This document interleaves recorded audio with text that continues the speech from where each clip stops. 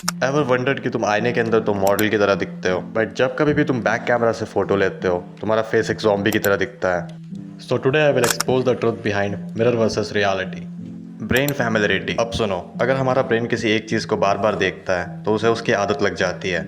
इसे कहते हैं मेरी एक्सपोजर इफेक्ट। तुम मिरर में रोज़ अपना रिफ्लेक्शन देखते हो एंड तुम्हारा ब्रेन उस रिफ्लेक्शन को नॉर्मल मान लेता है।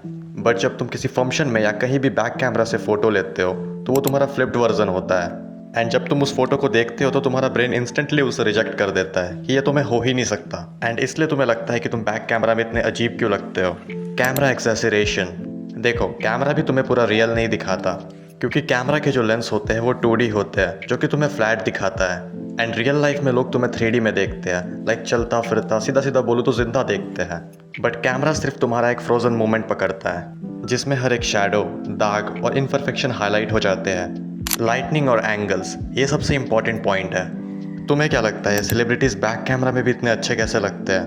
बिकॉज दे नो कि लाइटनिंग और एंगल्स को यूज़ कैसे करते हैं। मिरर के सामने तो तुम लाइटनिंग और एंगल्स को कंट्रोल कर सकते हो, बट जब तुम्हारी कोई फोटो क्लिक कर रहा होता है तो तुम अपने लाइटनिंग और एंगल को एडजस्ट नहीं कर सकते।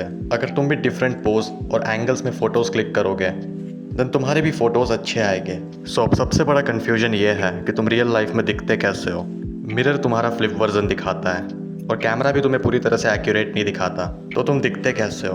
देखो मेरे भाई, मिरर ही तुम्हें रियलिटी दिखाता है, लेकिन बस तुम्हारा फ्लिप वर्जन। कुछ देखो, कैमरा जो है वो तुम्हें काफ़ी कंप्रेस करके दिखाता है। और बात रही कि तुम्हें रियल लाइफ में लोग कैसे देखते हैं, तो वो तो तुम कभी नहीं जान पाओगे। बट हाँ, जैसे तुम मिरर में और बैक कैमरा में दिखते हो वैसे ही 80 to 90% तुम रियल लाइफ में भी लोगों को दिखते हो।